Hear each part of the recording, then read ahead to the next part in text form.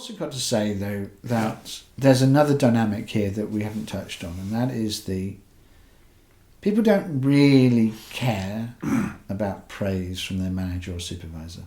Really? I like They praise. really care about praise from a customer, though. Oh, I see what you mean.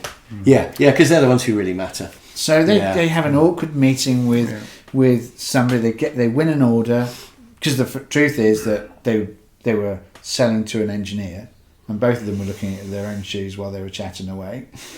But eventually an order was placed. Yeah. And they did something, and they went back, and they both looked at the product on the table, and they explored it, and they tested it, and they said, "That's bloody good, Joe." If I was an engineer, I'd like to have a salesperson who was actually an engineer, who was actually going to make it, who understood me and understood the job. I'd much rather talk to another engineer than a smooth salesperson who was just going to flog me something. So the sales communication was often the most awkward. Yeah.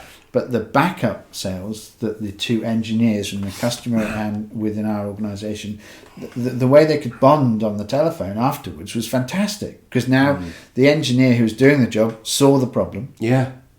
And was now exploring, and the engineer and the customer was coming back with new ideas. It seemed a bit strange, but we won more work because of that.